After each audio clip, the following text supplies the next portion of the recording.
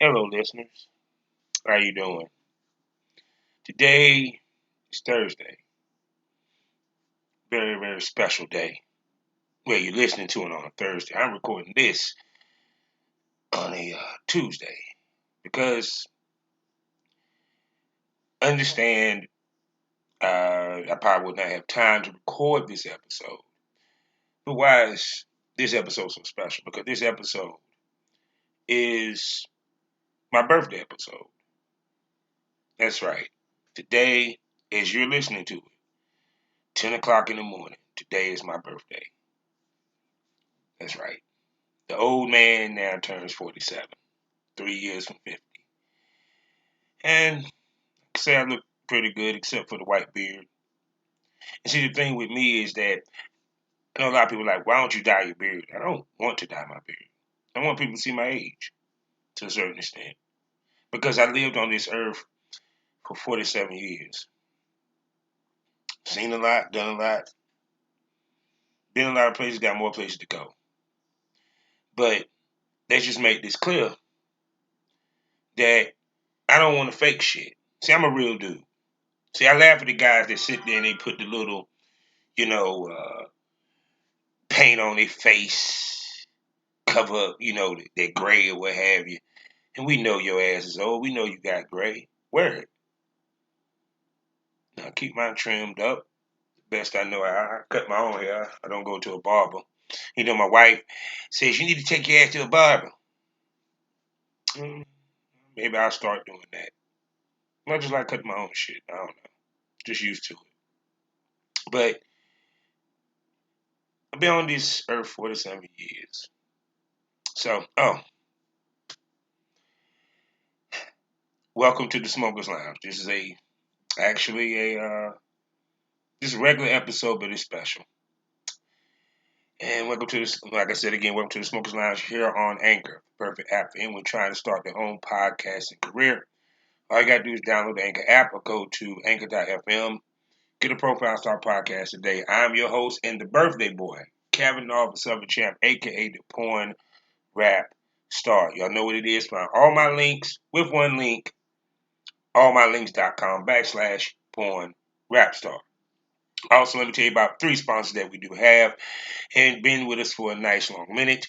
The first one, the oldest one, is lsworld.com, Facebook of the LS community. Go there today and get yourself a profile. The second oldest one is Eroticism Magazine, the new hottest magazine on the web as we speak. Go to eroticismmagazine.com. You can get it digital or you can get it paperback and mailed to you. And it has some of the hottest ladies from around the world doing freaky stuff in its pages. So get your monthly subscription today. And last but not least, and the youngest, as well as black owned, excitebunny.com. For you consumers, a new place for you to get adult content from some of the hottest content creators, porn stars, sex workers, wherever you want to call, wherever you want to title it on the web. And it's a new place, better navigation. And for you content creators, 90% profit. While these other places give you 80%, 60%, 70%, they give you 90%. They only take 10%.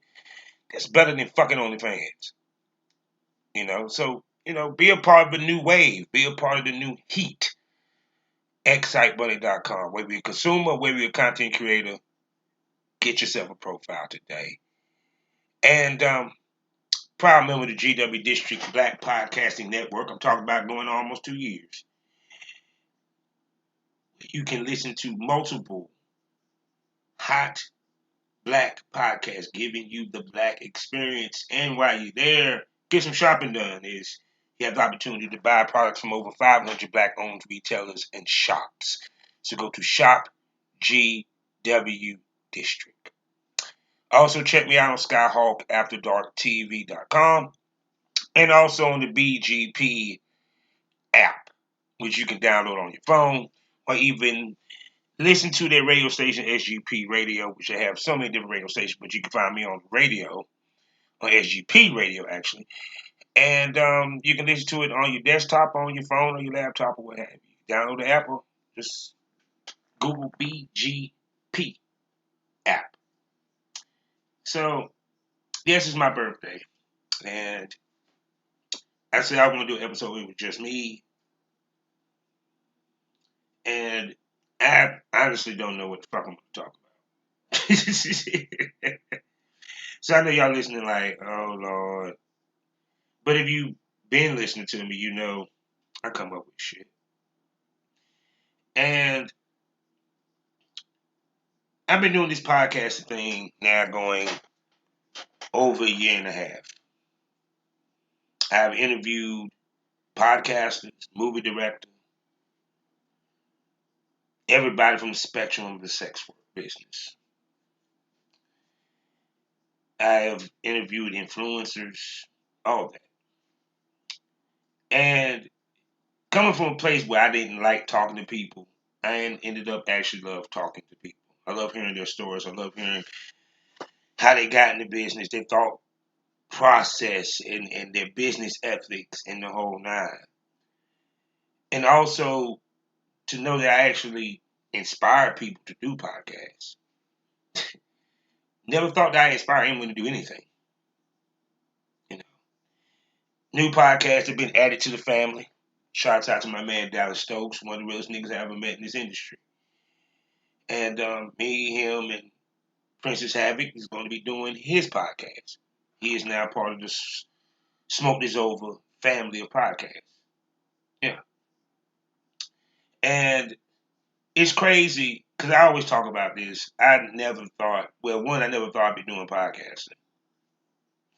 Nor did I thought I'd be doing porn. Actually, let me tell you what I thought I'd be doing. I thought I'd be one of the top rap artists or icons in the business. But things didn't fall that way. So, I'm a podcaster. So, I mean, when I sit here and think back on my life, right, I think about the times where me and the boys played football at Ebenezer Churchyard. It was like right in front of my man Angelo's house. He was my best friend. Close thing to I had a brother because I only had sisters, and all of them was older. We used to play football, whether it was free fall, where everybody try to get the ball and they run and try to juke everybody to score a touchdown. Whoever get the most touchdowns, or we played pick teams, or we actually went against other neighborhoods. That was crazy. We used to actually travel. Like I played at Central, played against other neighborhoods, and I also played football myself at Hillside High School. That was interesting. I mean, I wasn't no starter. I had the opportunity to start, but I ended up getting injured playing basketball, which I shouldn't have been doing. And I went to NC State University for about 2 years and a half. And I even went to Durham Tech for a second. You know. So, yes, I'm educated. Uh, went to this program at Hillside, where this program called Upward Bound. I went to the one award where I went to Washington D.C. and got to go inside the Mint and to go inside the White House and go inside of the Senate and the House and the whole chambers and all that. Man, that shit was crazy, yo. To actually see that shit in person. And it's funny, I don't never think about a lot of things that I did up until this point in life. Cause I always feel that I have like a boring ass, that I live a boring ass life. I don't really do shit. But when I think back to what I've done a lot.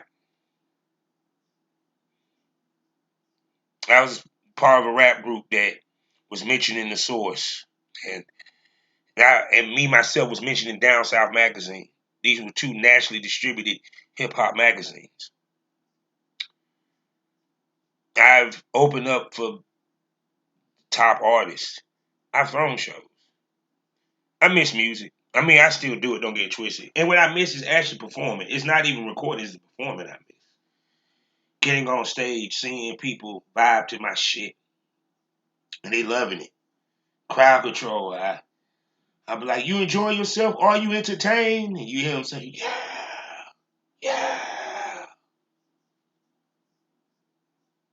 That's why me jumping to porn wasn't far fetched. It's funny how many porn stars used to rap and still do to this day.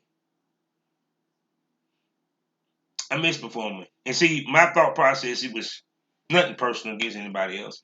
When I got on stage, I wanted to make it hard for you to come behind me. And if I was last, I wanted to basically blow the lid off the place. I wasn't just a rap, I was an entertainer. Still is an entertainer. I remember throwing shows to the local 506. I'm sitting here throwing shows, inviting all the top guys in Durham and Chapel Hill to come perform at the spot. Because I love giving people opportunities. Kind of like with the podcast and kind of like what I did with BC and Triple X.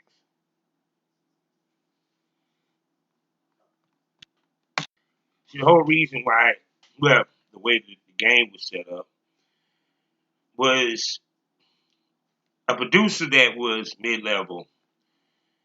We were somewhat of a gatekeeper. What we did was we groomed the girls for the next level and helped them build their own content, their own empire.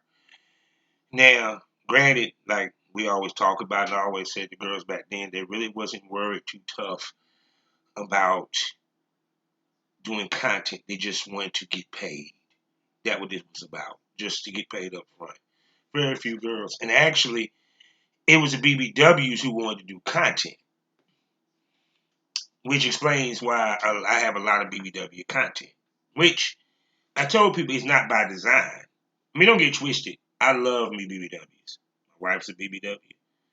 Okay, let's just be honest. I love a big girl. I was known for it. The boys called me Triple B, Bob the Big Block Baller, because that's how we called BBWs back then, big blocks. Period. And it, but it just so happened them the ones that was wanting to find a producer and to film and put out their own content and get work. Just the problem is that not the problem is the problem back then is the same as today. Lack of patience and not realizing how hard this business really is and how much work it took. Because that's one thing I know about every last one of them girls. They complain about, oh my God, I'm not making enough money. I'm not making enough money. I'm not making enough money. It's not me quit. But every time when you tell somebody, hey, don't expect this to happen overnight. Rome was built in a day. Y'all know the cliches. They don't believe it. They think that one is gonna skip the step. But they the ones that don't even last long in the business. See, every girl that come in this business, especially back then, they thought that it was easy, just like now. But the difference was they was thinking it was easy to get into getting the paid gigs in it. And there was so many paid gigs you can get and and also a lot of them escorted also. So it was more of, oh, I'm doing porn, I'm doing content so I can get more, clientele. Now it's, well, similar, almost damn near the same. With the OnlyFans, the content, and everything else. So in this day and age, it's not about the crew. It's about being in a clique, yes, in some cases, but not you under a production company anymore.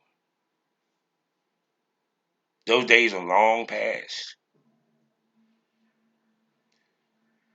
I mean, now I'm a podcaster. Who would thunk it?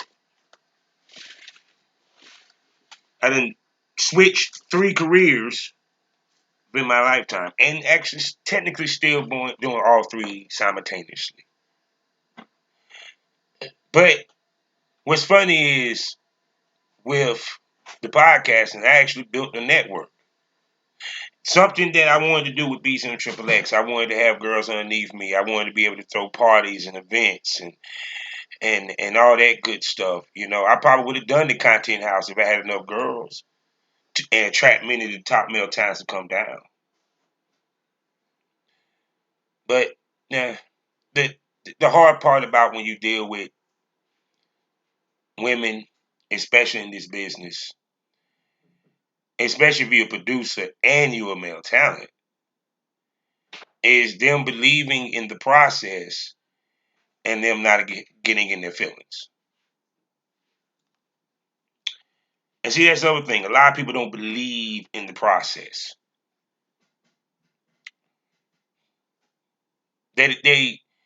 It's funny. Like I always ask this question. I ask people, when did it hit you that it was a marathon, not a sprint? Some may hit them early, some may hit them, late. But at some point, hit you. This ain't as easy as it looks. Even with the podcasting, it it's. I already walked in knowing there ain't much money in it. Chance of you becoming a millionaire off of this is slim. You know, because it's a new medium and and uh and it's people are still getting to know it and they still trying to figure it out. Now they starting to offer deals. Now you got promoters. Oh yes, that's right, the promoters. The same promoters that like do the Spotify, give you the views and all that. Yeah, you got them. And you know what's funny? Them fuckers only do Apple. They only do Spotify. That's the hilarious part.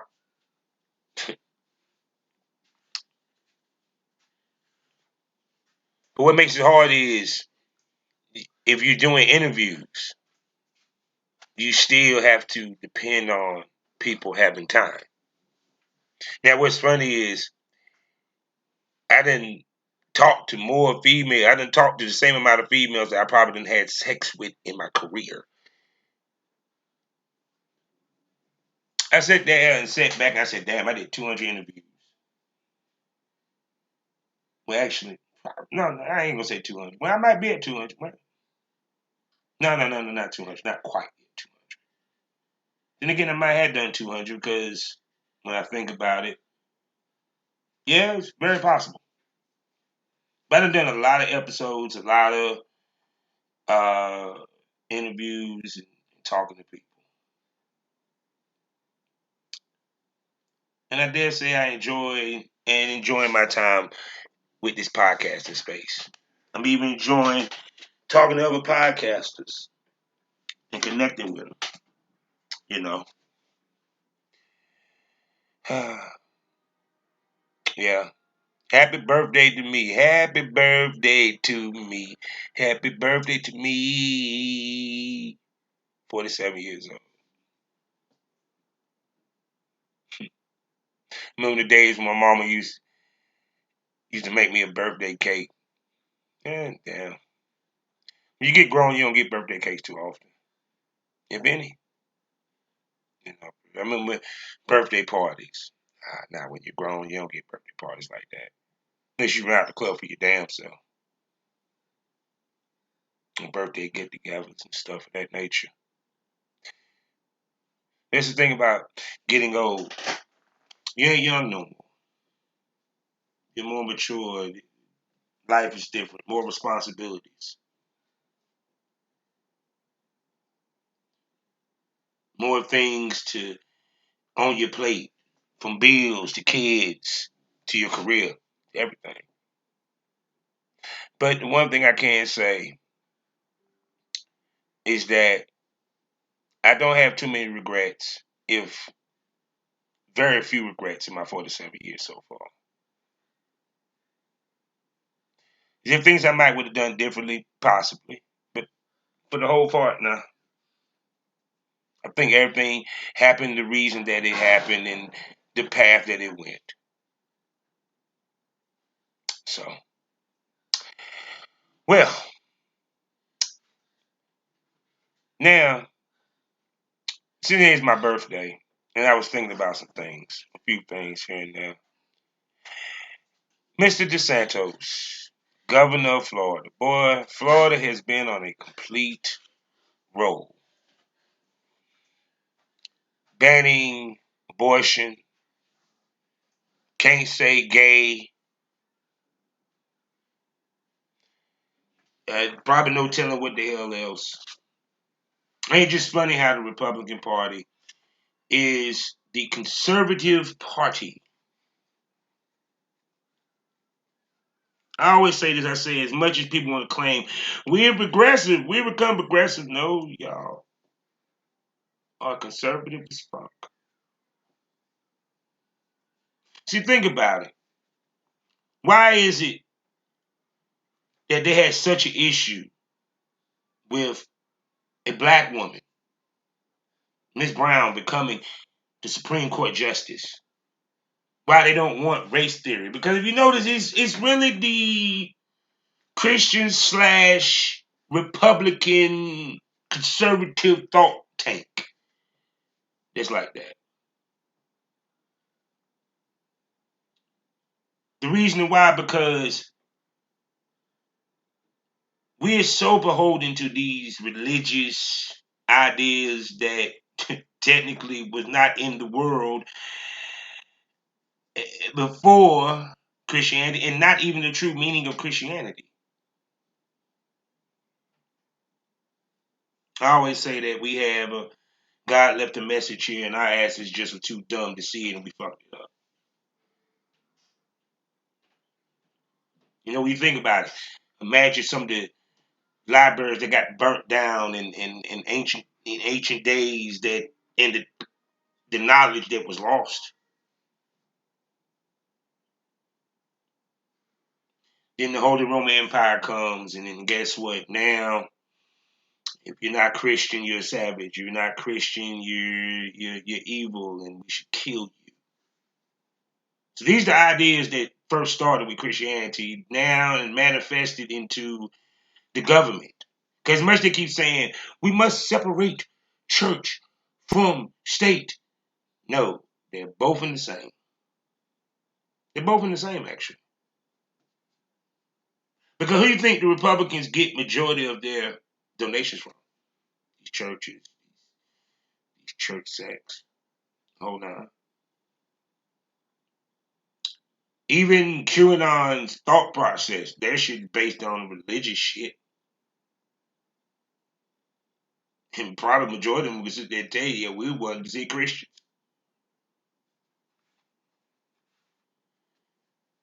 It's like we still live in a society where we say protect women, but at the same token want to tell women what to do with their bodies. We're in the same society where we say protect women, but we want to tell women how they should look with their bodies. You see the trend? See, I think that we always going to try to be conservative because independent thinking and thinking beyond the box, they call it liberal, they call it crazy, they call it so many things. But it's looking at things from a different lens. The reason why they didn't want this lady in the Supreme Court because they're afraid that we can't overturn Roe versus Wade, which for some apparent reason for the conservative sect and the Christian sect, they feel is their biggest loss in the world. Their biggest loss in history was not being able to stop people from having abortions. So they want to avenge that loss. These are the same people who believe in the big flood, but they don't believe in global warming. Which part of the reason why the big flood was actually made.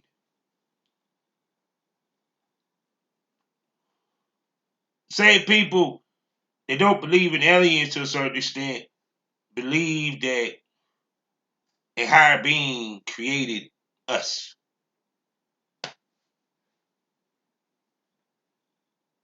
Two people who populated the whole world. Any logic in that? See, I think the problem is that humans, we want to be heard and heard so bad that we're willing to believe anything in order to get heard. Now I know what y'all wonder what that means. Well, let me break it down to you. I want to be a part of something. I want to have a voice. So I see that this, let's say, group is becoming popular. So I decided to join the herd, and and now I'm a part of the popular group. So that means when I tweet in a hashtag or it's paid attention. See, people always want to have control. People want to be able to tell other people what to do. That's where we have our problems at. That's where we have our intersection. That's where the issues lie. Is that we want to try to control other people's emotions and thoughts and actions, but you can't. That's the beauty of being human. That's why, if you want to be honest, that's why God loved us, because we had a choice.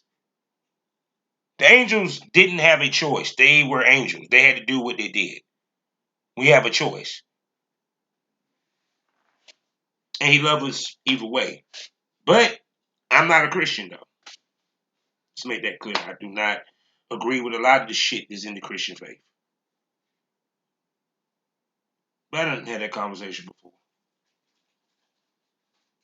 And I had that talk before, so I don't need to rehash all that on my birthday. But it seems to me that it's funny how the more progressive we claim to be, the more we progressing, regressing back to where it is. Think about the voting rights.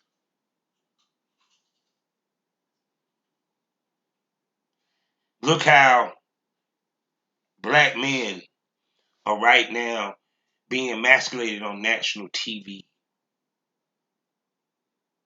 Black women being the new way to lynch a black man, put him on TV. The new way to rape a black woman, put her on TV. We have Zeus Network, ran by a black man. But everything on that motherfucker is damn near ratchet. Even though they do have some good content, a lot of it is ratchet, and that what gets the news. Now guess what? Your ratchetness and got you fucking lawsuits. You might not even have a network after this year. Think about Jesse Smollett. Think about the different the manosphere. All of this is really emasculating the black man. Because the manosphere make us look like we're Neanderthals. I can't have a woman make more money than me. I can't have a woman more successful than me. Damn it, I can't have a woman that fucks more than me. I can't have a woman that wants more sex than me.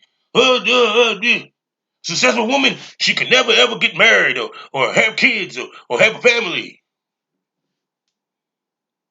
The women, what y'all say? Well, I'm successful. So where do a man shows up in my life? How did he show up? Because he don't need to spend money. All these conversations is doing what for the black man or the black woman? Or men and women in general. It does nothing. Because as much as we want to sit here and say control the narrative, let me tell you the narrative that we would be painting. We're painting that black men are now the angry black women of this era. The Diary of a Mad Black Woman. Now guess what? Tyler Perry gonna make a new movie called Diary of a Mad Black Man. He can't have a freaky fantasy. He can't be submissive or have emotions or feelings. We can't be sexually assaulted.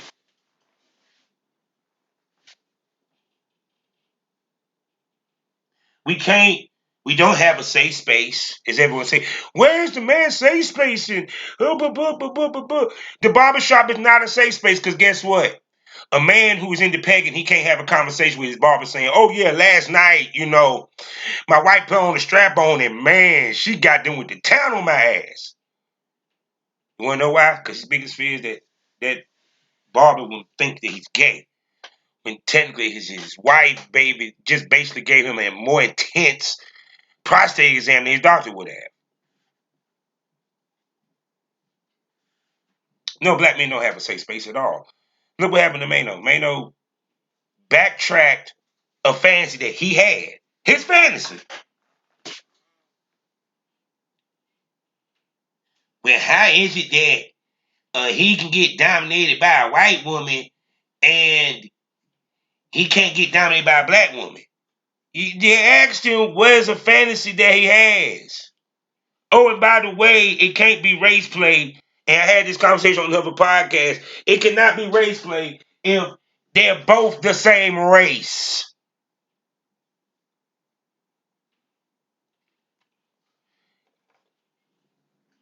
Smoke that over.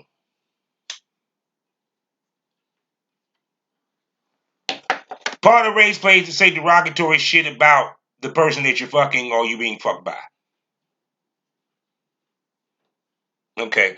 A black man and a black woman calling each other nigga, slut, and whore, that's not race play. That's just, it's BDSM. That's just angry sex. Basically, that's what it is. Between black people. Race play has interracial in it. So, yeah, it made sense for him to be with a black woman. And then when I heard what he said, it's like, was y'all even listening? He didn't say that she whooped him. He's coming in from being whooped by Massa. And she feels some type of way about him, and she gives him the poo-poo. And within the time frame, she's calling him the N-word.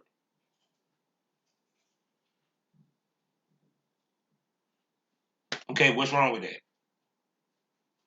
Maybe because I do porn.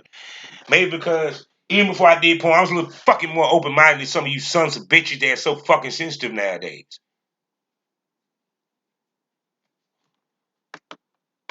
See, I think what the thing is that we have an image of what a black man supposed to be that was told to us by white people. Because because if you look at what a man supposed to be or what he supposed to do, it supposed to go across the board. But it was made by whom? White society, European society. This is what we consider a man. It's like, it's funny how back in Africa, men was able to have multiple wives. It wasn't even an issue. You feel what I'm saying? It was common. But if you said to an American woman, she would cut your fucking throat. Funny how we were doing that back in Africa. Now we're doing poly. Now females, if it's not a full monogamous, it's an open monogamous marriage or relationship. Is that not the same thing they do over in Africa? But yet y'all sit there and look at that motherfucker like, what the hell?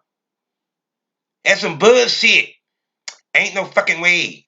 Now I do disagree with what's good for the geese is good for the gander. She should be able to play also, but that ain't what their culture is. Because it ain't about damn sex. See, that's what y'all missing with them doing that over there. It's about the village.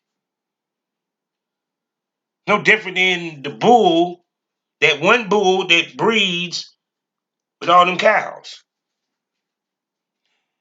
Or the one rooster that you have in the hen house. You got that rooster fucking about 50 fucking hens. A lot of eggs. He's working. But see, but just like in the wild, the women, 9 times out of 10, the female is the dominant. That's always the case. They dictate everything. Yes. They have the pick of the litter. Yes. They get dick when they want it. We get pussy when it's available. But what the manosphere and what society is really showing on the black man is that we don't even like our own kind. We don't even like black women. It seriously. Because if you listen to the manosphere that really gets the most attention is the black manosphere. I never heard a white man say, you know something, them white bitches ain't shit. I can't stand them white bitches. They're just whores. I need me a sister. Need me a black girl. She'll do me right. She'll suck my dick and lick my ass. I need me a sister that's gonna whip me into shape.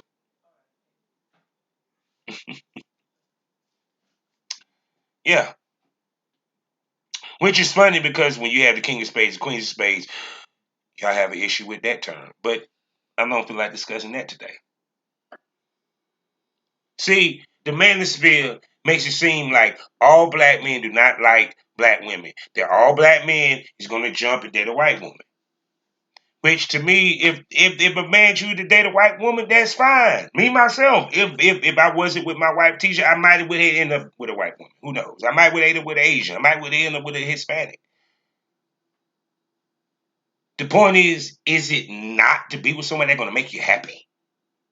Does it matter the fucking color? Let's be real. Is I'm gonna tell you the wildest shit, and I got to give my man Dallas Strokes some serious props. A black woman, the only one that can make another race, and I was like, I don't get it. No, because when you think of the mixed and they look mixed, it's usually black and white. 9 out of 10. If you take a white and the Chinese, is it? you get me? They show you how powerful that melon is. They show you how powerful the black juices is. It's like coffee. Coffee's black. The more cream you put in it, the more the color comes up, and you get the color of coffee. You feel me?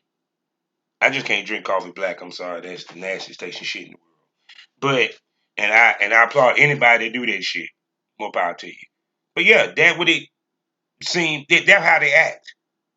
They hate black women, even with Kevin Samuels. Now, mind you, these women do call in and ask for his opinion, and they want him to be completely honest.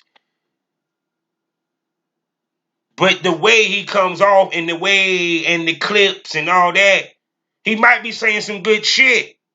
But the clips that get him viral make it seem like I hate black women.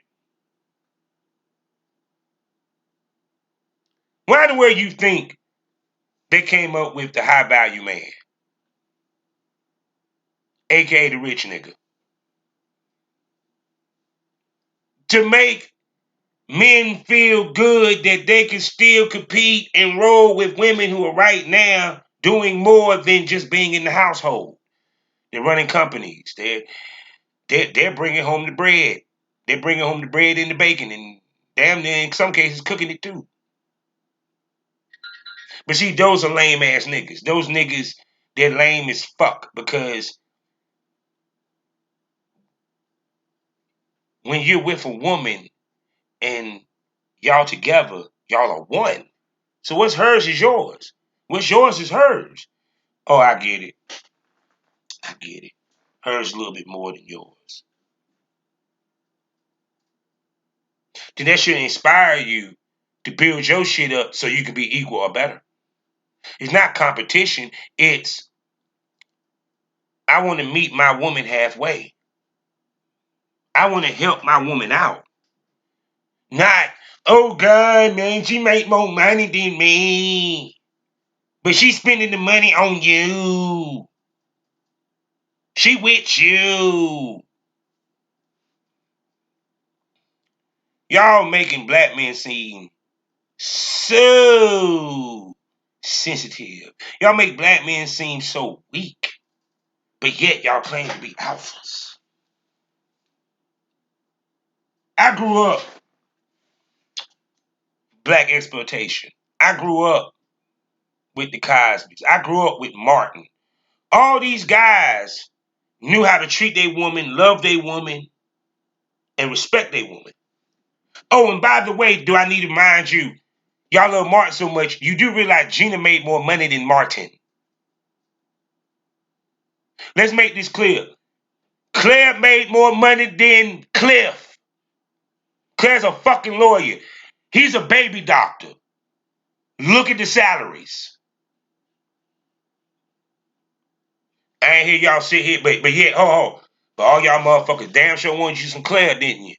Oh, she the perfect wife. She this, she that. But some of you man spirits, she ain't the perfect wife. She's a successful black woman. She ain't supposed to be married.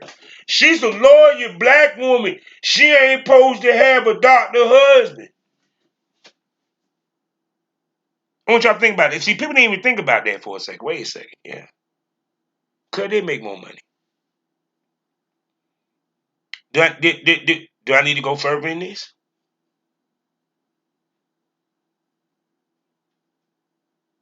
I want you to think about every black married couple.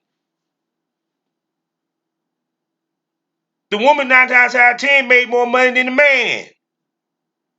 Okay, let's go there. Maxine Shaw and my boy. Maxine was a straight up fucking criminal lawyer.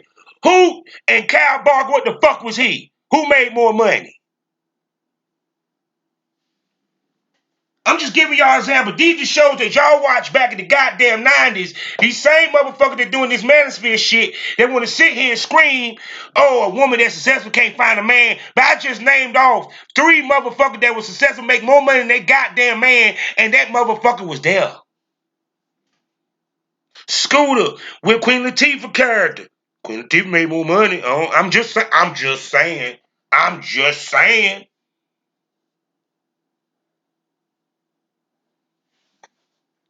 saying. I'm preaching facts. Y'all making us look weak, nigga. Y'all ain't making us look strong. Y'all making us look like a bunch of whining bitch ass niggas that don't know how to run their household because they woman make more money than them.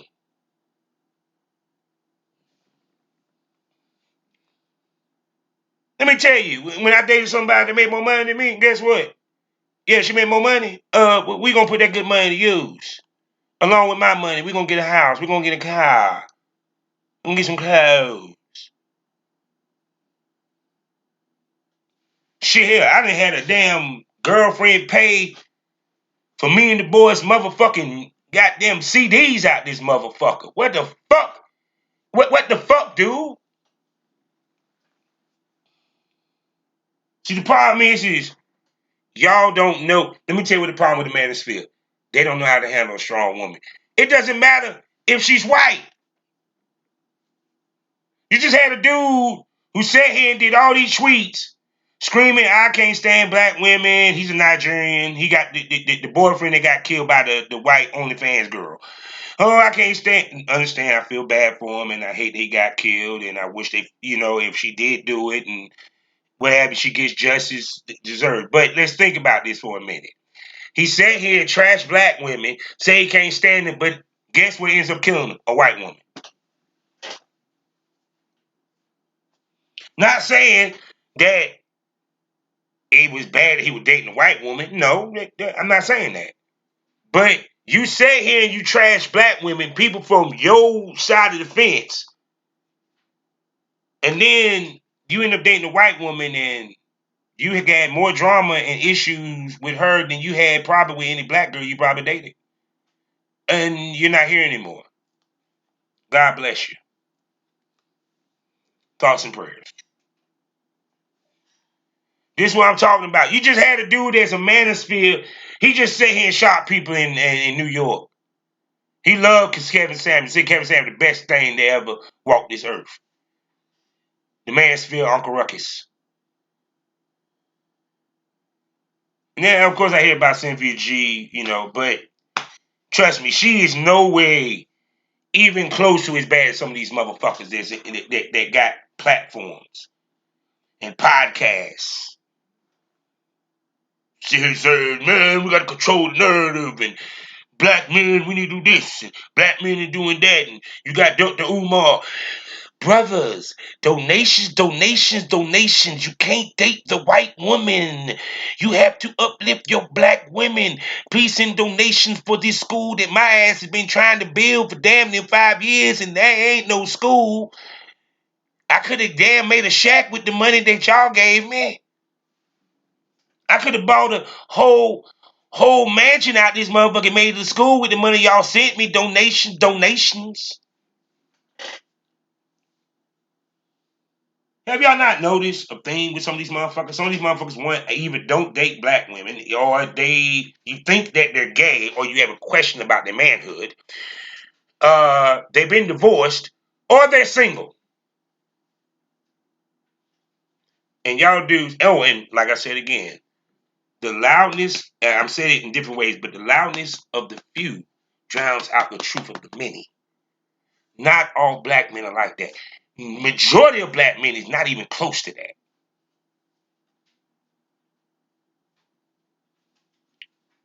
So you gotta understand that we want to sit here and say control the narrative, change the narrative, but we're playing into the fucking narrative. No different than how Zeus played into the narrative of black women can't get along, black women can't talk, they got to fight, they ratchet, they loud, they're angry. See, this is why also I do my podcast. Because I sit here and I listen to these podcasts, and shout out Love T, she said it. A lot of these podcasts, all they do, especially with lip service, and I mean, all they do is talk about sex for the most part, sex and music. Well, actually, more so sex. When they have sex workers on there, it's about sex, sex. That's why the podcasts I do, when I talk to these porn stars and these sex workers, we talk about their business to give you a different look. We know they fuck. We know they suck. We know they damn it do gangbang. Okay then. But then y'all want to bring these girls on here and ask them these questions about business. But y'all don't bring girls that understand the business so they can ask the questions properly. And you want to look good and smarter than the girls that you have on there. That's why you put them girls on there. You'll never see Fresh and Fit ask for a Sarah J or a Missy Stone or a Pinky or a Cherokee Dash. You want to know why? Because they want to look like they're the brightest one in the room. Ratchetness, misery makes millions. Check out that episode. So, I'm done. I talked about what I want to talk about. I talked as long as I need to. I got another episode that I got to do. But this is my birthday episode. I wanted to come and talk to y'all. I want to say thank you to all my fans, as well as the listeners who has been keeping up, as well as the subscribers who have been keeping up with their money. Thank you. And to everybody that has been on my show, that will be on my show, for my crew, my family, the podcast that we've been doing. And like I said, we got a rebrand coming. Miss Spit Queen and the Porn Rap Star will now be known as the Sugar and Spice Podcast with Miss Spit Queen and her best friend and PNC, partner in crime, Blue Flame. Yeah. Family's expanding. Did I think that would happen when I first started this? No. Did I think I would even be co-hosting podcasts with other people? No. Would I think I'd be interviewing motherfuckers? Hell no. But that what happens when you just let life go and leave it up to chance, to God, to faith, to destiny. That's why I said it, destiny, fate. It was meant to happen. It will happen.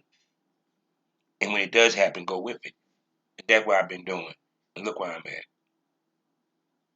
So, life is a learning experience. What's the point of the experience? Didn't learn anything. Smoke this over. Smoke this over. Happy birthday to me. Happy birthday to Bob. Happy birthday, yeah, Bob. Happy birthday, Taurus, Aries traits. Smoke this over.